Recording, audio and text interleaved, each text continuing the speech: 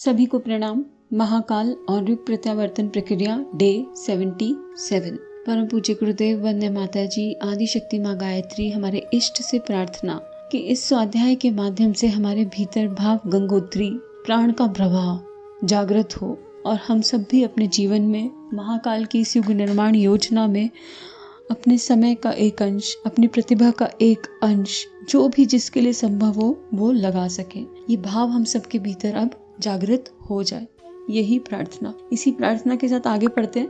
गुरुदेव हमें समझा रहे थे कल कि भावनात्मक उपासना कितनी इम्पोर्टेंट है, कि कर्मकांड का अपना एक महत्व है, लेकिन अगर उसमें इंटेंशन या भावना नहीं है तो फिर वो काम नहीं करेगा, वो फिर हलचल उत्पन्न नहीं करेगा हृदय में, जिस हलचल की आवश्यकता है। तो और ईश्वर क्या है, जैसे अगर आप कोई मूर्ति ला रहे हो तो वो मूर्ति में हम प्राण डालते हैं, अपनी श्रद्धा आरोपित करते हैं, तभी वो मूर्ति हमारे लिए सब कुछ बन जाती है। तो इसी को गुरुदेव हमें समझा रहे थे कि ईश्वर का प्रतीक भावनाएं हैं। तो अगर कोई इंसान निराकार भी है और कोई कहता है कि मैं नास्तिक हूँ, लेकिन वो सेवा में लगा हुआ है, ह्यूमैनिटी की, भगवान की, जो विवेकानंद जी ने कहा कि प्रत्येक मनुष्य में भगवान को देखो और प्रत्येक मनुष्य की सेवा करो अगर भगवान की सेवा करनी है, तो वो इसमें लगा हुआ है। तो वो भले ही मुंह से कहे कि मैं नास्तिक हूँ, पर असल में असली भगवान की सेवा वही कर रहा है। तो हमारे भीतर जिस स्तर की भावनाएं जागृत हो रही हैं, और निष्कलंक अवतार क्या है, वो अवतार ही है भावनाओं का जागरण, भावनाओं का परिष्कार, यही निष्कलंक अवतार करेगा। और भावनाएं परिष्कृत होंगी तो विचार जागृत हो जाएंगे और फिर उसी दिशा में कर्म होने लगेंगे। आगे गुरुदेव इसी में लिख रहे हैं, प्रतिमाएं ईश्वर की प्रतीक हैं, पर उच्च भावनाएं प्रभु की प्रतिनिधि ही मानी गई हैं। इसलिए स्वाध्याय हमारी उपासनात्मक आवश्यकता को पूर्ण करने का एक महत्वपूर्ण माध्यम भी है। कई बार जब हम उपासना, साधना, आराधना की यात्रा पे चलते हैं तो ऐसे अनुभव, ऐसी अनुभूतियां होती हैं जिनका अगर उत्तर ना मिले तो लगता है कि अरे क्या हो गया, हम भटक तो नहीं गए, मार्ग से, दिशा से भटक तो नहीं गए। और स्वाध्याय वो उत्तर देता है। जब हम स्वाध्याय करते हैं, ज्ञान शरीर से जुड़ते हैं भगवान के, तो ज्ञान शरीर से जुड़ना मतलब जो भगवान की वाणी है उसको समझना, चाहे हम किसी भी रूप में पढ़ें, है तो सब ये वेद उपनिषद का ही ज्ञान। तो उससे हमें वो जो अनुभूतियां हो रही हैं उसका उत्तर मिलता है। और जो केवल ज्ञान से चल रहे हैं, कि मार्ग से चल रहे हैं, जब आप ज्ञान मार्ग से चलते हो तो उसमें बहुत सारे अनुभव देखने को, पढ़ने को मिलते हैं, तो मन मचलता है कि अरे ये कब अनुभूति के स्तर पे आएंगे, तो वो भक्ति की तरफ ले जाता है, मतलब भावनाओं की तरफ ले जाता है। तो हैं दोनों एक दूसरे के पूरक ही। आगे गुरुदेव लिख रहे हैं, जो हमें आज की स्थिति के अनुरूप उच्च स्तरीय मार्गदर्शन एवं परामर्श दे सके, ऐसे मनीषी महापुरुषों का सत्संग सानिध्य हर घड़ी जहां चाहे उपलब्ध नहीं हो सकता, पर सद्ग्रंथों के माध्यम से हम जिस भी महापुरुष को जिस भी समय जिस भी विषय पर परामर्श देने के लिए बुलाना चाहें, वह बिना किसी कठिनाई के सामने उपस्थित होगा। ये सारा खेल किसका है? श्रद्धा और विश्वास का। आप जब कोई किताब पढ़ रहे हो, एक बार को हो सकता है हमें सुनने को ना मिले, अभी इतने सत्संग, इतनी चर्चा, बहुत कुछ है, सब कुछ अवेलेबल है, लेकिन मेरा जुड़ाव, मेरे चित्त का संस्कार, मेरी आत्मा की यात्रा, जो इंडिविजुअल सबकी सोल जर्नी है, उसको कुछ सुनने का मन है, पता नहीं वो कहाँ मिलेगा, हम ढूंढते रहते हैं। तो गुरुदेव कह रहे हैं कि किताबों में जब आप कर रहे हो, जब कोई किताब पढ़ रहे हो, तो पहले अपने इष्ट का आवाहन करो, इष्ट का आवाहन करो, पूरी भावना से उसके ऑथर का आवाहन करो, या परमात्मा का आवाहन करो कि हे परमात्मा, हे परमपिता, इस किताब के माध्यम से, ये किताब आपने ही भेजी है, हमें पता है, इसका लेखक कोई भी हो, मैटर नहीं करता, लेकिन इसके माध्यम से जो मेरी आत्मा की हुंकार है, मेरी आत्मा की पुकार है, जो मेरी अतृप्ति है, उसको तृप्त कर दो, और फिर हमें रास्ता उसी किताब में मिल जाएगा। ये गुरुदेव कह रहे हैं इसमें। आगे गुरुदेव लिख रहे हैं, इतना सरल और दूसरा कोई साधन नहीं हो सकता जितना कि स्वाध्याय। अस्तु हमें मानस परिष्कार के लिए इस अमोघ माध्यम को अपने दैनिक जीवन में दृढ़ता, स्थिरता और श्रद्धा पूर्वक स्थान देना चाहिए। देखिए, दृढ़ता, स्थिरता के साथ श्रद्धा बहुत इंपॉर्टेंट है। जैसे हम उपन्यास पढ़ लेते हैं ना, कि पढ़ के रह गया, कॉमिक की बुक पढ़ ली और छोड़ दी, ऐसे नहीं पढ़ना है इसको, है ना। जैसे गुरुदेव ने पहले कहा कि आप रामायण पोथी कितनी भी पढ़ लो, पर अगर उन पोथियों को पढ़ने के बाद भी उनका तत्व दर्शन नहीं समझा और वो जीवन में नहीं उतारा, इंपॉर्टेंट यह है कि चाहे एक ही लाइन पढ़ी, लेकिन अगर उसको जीवन में नहीं उतारा तो उसको पढ़ने का कोई लाभ नहीं होगा। ये बात गुरुदेव बोल रहे हैं। स्वाध्याय में प्रमाद न करने की शास्त्राज्ञा को एक धर्मनिष्ठ व्यक्ति की तरह हमें निश्चित रूप से श्रद्धार्य करना ही चाहिए। जो शुभ है, श्रेयस्कर है, मंगलमय है, उसे स्वयं तो ग्रहण करना ही चाहिए, अपने परिवार को भी पूरा पूरा लाभ देना चाहिए। हमारी भौतिक उपलब्धियों का लाभ परिवार के लोगों को मिलता है, उन्हें इस भवनात्मक प्रकाश का लाभ भी उठाने का अवसर देना चाहिए। ये लाइन कितनी इंपॉर्टेंट है। भौतिक उपलब्धियां, जो भी, अगर आप गाड़ी लाए हो तो पूरा परिवार उस गाड़ी को यूज कर रहा है ना। अगर घर में एक जन कमा रहा है तो वो पैसा सभी लोग यूज कर रहे हैं है ना, कोई भी भौतिक चीज़, आप इनफैक्ट बाहर से खाना भी मंगा रहे हो तो सब लोग मिलके खा रहे हैं ना, तो फिर ये वाला ज्ञान अकेले क्यों रखना अपने पास, इसको क्यों नहीं बांटना, इसको बांटने में कैसा हेजिटेशन। लेकिन ऐसा नहीं कि अधगल गगरी छलकत जाए, जितना इम्प्लीमेंट हो गया ना उतना बांटो। और सबसे इंपॉर्टेंट एक चीज़ का बड़ा अच्छा इम्पैक्ट पड़ता है बच्चों को कहानियाँ सुनाने का, क्योंकि सबसे इंपॉर्टेंट तो नई पीढ़ी को गढ़ना है, संस्कारवान बनाना है। जैसे मैं अपने जीवन में देखती हूँ कि मेरी मम्मी ने मेरे अंदर कुछ ऐसी चीज़ें डाली जाने अनजाने, जिनका इम्पैक्ट मेरी सोल पे पड़ा, जिनका इम्पैक्ट मेरे अंदर पड़ा और वो संस्कारों में पड़ा। तो आज कभी अगर ऐसा हो जाता है कि मम्मी ने जो हमें सिखाया, मम्मी अगर उससे इधर उधर जाती है, तो हम लोग गुरु को स्मरण करके, मम्मी को काटने के लिए नहीं, गुरु को स्मरण करके, परमात्मा को स्मरण करके मम्मी को बोलते हैं, अरे मम्मी आपने सिखाया तो ये था, और फिर मम्मी भी फिर साथ साथ हाथ पकड़ के साथ साथ एक यात्रा पे चलते हैं। तो ये हम अपने बच्चों के लिए भी कर सकते हैं। स्टोरी सुनाओ बच्चों को डेली रात को, और ऐसी काल्पनिक स्टोरी नहीं, ऐसी प्रैक्टिकल स्टोरियाँ, उस स्टोरी को थोड़ा सा एफर्ट डाल के प्रैक्टिकली में कन्वर्ट कर दो, प्रैक्टिकलिटी में। और बच्चों, जिससे बच्चे के आसपास देखें, क्योंकि बच्चों का विजुअलाइजेशन बहुत स्ट्रांग होता है, तो बच्चे जब आसपास देखें तो उन्हें रिलेट हो, अरे कल मम्मी ने तो यही स्टोरी सुनाई, कल तो पापा ने यही स्टोरी सुनाई, यहाँ तो यही घटित हो रहा है। तो उनके अंदर ना एक फिल्टर क्रिएट हो जाएगा, सही गलत को समझने का फिल्टर। अरे स्टोरी में तो बताया था कि ये चीज़ अच्छी होती है और ये खराब होती है, और यहाँ तो ये गलत चीज़ चल रही है, इसका मतलब कुछ तो गड़बड़ है, मम्मी ने तो कुछ और बताया था स्टोरी में। ऐसी स्टोरियाँ बच्चों को सुनानी चाहिए, उसका बहुत इम्पैक्ट मैं प्रैक्टिकली भी फील कर रही हूँ कि पड़ता है। आगे गुरुदेव लिख रहे हैं, घर में जितने भी शिक्षित व्यक्ति हैं उन सबके को उनके स्तर का स्वाध्याय साधन उपलब्ध कराना चाहिए। यदि उनमें अध्ययन की रुचि ना हो तो प्रयत्न पूर्वक उसे जागृत करना चाहिए। इस रुचि का ना होना मानव जीवन के विकास में एक भारी विघ्न है। और ये बहुत इंपॉर्टेंट बात है कि अगर हमारा स्वाध्याय में इंटरेस्ट नहीं है तो कहीं ना कहीं यात्रा अटक जाती है। जैसे मेरा खुद भी ना स्वाध्याय में इंटरेस्ट बिल्कुल नहीं था, साधना में बहुत था, मंत्र लेखन करवा लो, जप करवा लो, सेवा करवा लो, लेकिन जब कोई स्वाध्याय बोल दे तो नींद आने लग जाएगी, ऐसी स्थिति थी 10 साल पहले। तो एक गुरुदेव से रो रो के प्रार्थना किया, तो और उस समय क्या होता था, गुरुदेव की किताब पढ़ने की कोशिश रहती थी, ऐसा था। तो गुरुदेव से कहा क्या हमारे लिए कोई किताब ही नहीं भी, हमसे पढ़ा ही नहीं जाता है गुरुदेव, क्या चक्कर है। फिर समझ में आया कि गुरुदेव की चेतना इतनी हैवी है कि उसको पढ़ के समझना, नींद क्यों आ जाती है, क्योंकि तमस बहुत है और इस तमस के चक्कर में उनको पढ़ा नहीं जाता है, ऐसा समझ में आया अनुभूति स्तर पे। जरूरी नहीं है कि सभी के लिए सही हो, लेकिन पर्सनल एक्सपीरियंस पे बता रहे हैं।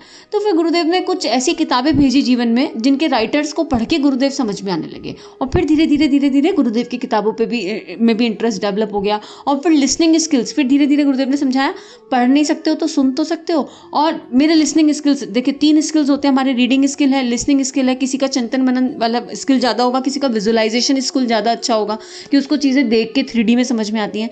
तो मुझे ये समझ में आया कि मेरे लिसनिंग स्किल्स बहुत अच्छे हैं और ये गुरुदेव की कृपा है। और फिर मैंने ज्ञान को सुनना शुरू किया। अच्छा पढ़ नहीं पा रहे तो सुन तो सकते हैं, और बिलीव मी उसके बाद जो ट्रांसफॉर्मेशंस लाइफ में होने शुरू हुए लिसनिंग ज्ञान को सुनने से, कि बहुत इम्पैक्ट पड़ा। सुना और नोट्स बनाए और लाइफ में बहुत मेजर चेंजेस उसके बाद हुए। और फिर गुरुदेव ने अलग अलग राइटर्स की किताबें भेज के समझाया कि सब कोई एक ही बात लिख रहे हैं, चलो तुम नर्सरी से प्ले ग्रुप से शुरू कर लो, मेरे को नहीं पढ़ पा रही हो तो। फिर धीरे धीरे और फिर स्मरण आया कि ऐसा नहीं है कि स्किल्स नहीं है। 11th-12th में तो अखंड ज्योति एक बार शुरू करते थे तो जब तक 3 दिन के अंदर पूरी अखंड ज्योति खत्म हो जाती थी, इतना गुरुदेव ने अखंड ज्योति का स्वाध्याय कराया है। लेकिन उसके बाद धीरे धीरे तमस बढ़ा तो स्वाध्याय से विमुख हो गए और आलस प्रमाद ये सब था। और गुरुदेव यहाँ क्लियर लिख रहे हैं कि ये नहीं होना चाहिए। तो अगर किसी के मन में है तो उसे गुरु चरणों में रख दीजिए आलस प्रमाद को, और आइडेंटिफाई कीजिए कि आप किस तरह पढ़ सकते हैं। कोई भी तरीका अपनाएं, चाहे सुन के पढ़ें, सुन के नोट्स बना के पढ़ें, और अल्टीमेटली निधि ध्यासन करना है। अल्टीमेटली ये आइडेंटिफाई करना है कि जो पढ़ा है, जो सुना है, उसमें और हमारे जीवन में क्या अंतर है।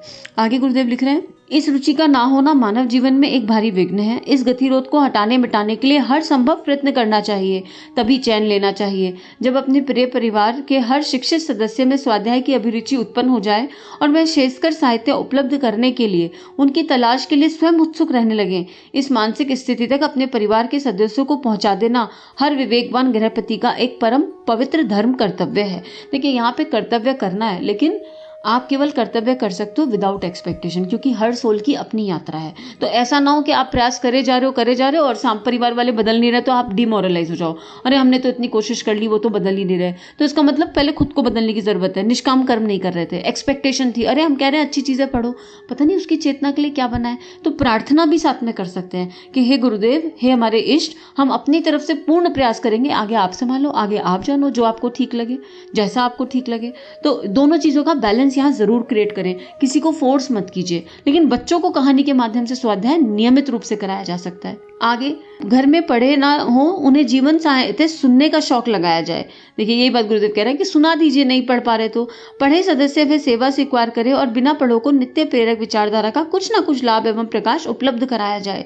जिन घरों में ये परंपरा चलने लगे, समझने चाहिए कि देवत्व की दिशा में अग्रसर होने के लिए इस परिवार ने एक महत्वपूर्ण अवलंबन ग्रहण कर लिया है। समाज की महती सेवा के लिए परिजनों को झोला पुस्तकालय चलाने के लिए अनुरोध किया गया है। इस युग का यह सबसे बड़ा परमार्थ है। विचारों में उत्कृष्टता उत्पन्न करना मानव प्राणी की सबसे बड़ी सेवा है। उसी माध्यम से वह अपने बाह्य जीवन का, अंतरंग जीवन का, परिवार का तथा समस्त समाज का हित साधन कर सकता है। बुरे विचार ही मनुष्य को नरक की आग में जलाते हैं और सद्विचारों के सहारे स्वर्गीय देव जीवन जी सकना संभव होता है। अतएव सद्विचारों का दान, ब्रह्मदान सदा से इस धरती पर श्रेष्ठतम पुण्य माना जाता रहा है। साधु ब्राह्मण इसी परमार्थ के लिए अपना संपूर्ण जीवन उत्सर्ग करते हैं।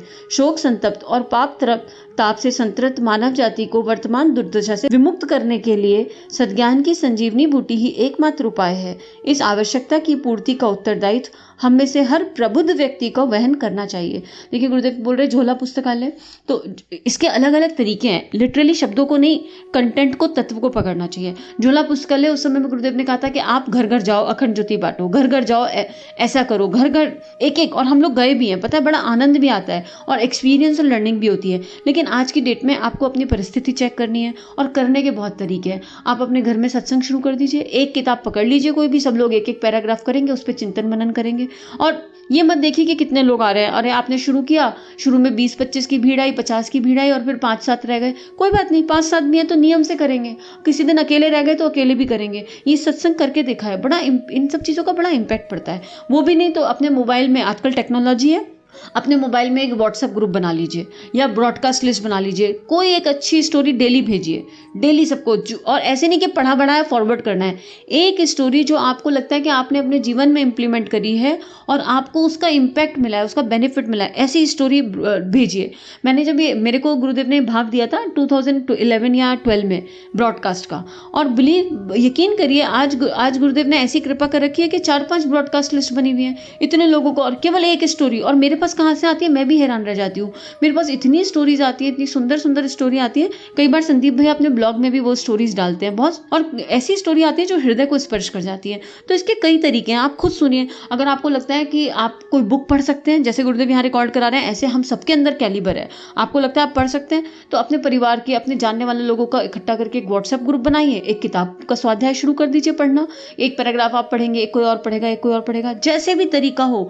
लेकिन जो विचार आपके जीवन में उतर गया, जिसको आप आचरण में लाने का प्रयास कर रहे हैं, उस विचार को हर इंसान तक, वही पहले गुरुदेव ने लिखा था ना, एक इंसान के 8-8, ये चैप्टर में गुरुदेव पहले बता चुके कि कृष्ण जी की पत्नियां, उनके 8-8। तो हमें यही करना है कि जो हमें अच्छा मिल गया वो हमें अपने तरीके से चिंतन मनन कीजिए, साधना कीजिए, उपासना कीजिए, और आपको उत्तर मिल जाएगा कि कौन सा तरीका है जिस तरीके से आप ये कार्य कर सकते हैं। और घर के बच्चों के लिए, और नहीं तो बाल संस्कारशाला खोल लीजिए, छोटे छोटे बच्चों को मंत्र सिखाइए, स्टोरी सुनाइए, अच्छी अच्छी किताबें पढ़वाइए, उनसे अच्छी अच्छी बातें कीजिए, उन्हें टाइम मैनेजमेंट बताइए, भावनाओं का महत्व बताइए, अपने इमोशंस को, बड़ों का रिस्पेक्ट कैसे करते हैं, इस तरह बाल संस्कारशाला खोल लीजिए।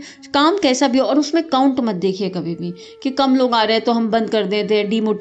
आप ये ध्यान रखिए करते हुए कि आप अपने लिए कर रहे हैं और आप आत्मनिर्माण के लिए कर रहे हैं, आप अपने इष्ट के लिए कर रहे हैं, और उसमें किसी का भला हो रहा है तो वो गुरु इच्छा, वो आपकी इष्ट की इच्छा। इसी भाव से आज का स्वाध्याय समाप्त करते हैं। कल पढ़ेंगे विश्व कल्याण के लिए शांति की प्रार्थना। ओम शांति ही शांति ही शांति ही, सर्वरिष्ट सुशांतिर भवतु। हमारे YouTube चैनल को सब्सक्राइब करें और बेल आइकन को दबाकर ऑल पर क्लिक करें ताकि नोटिफिकेशंस आपको मिलती रहें।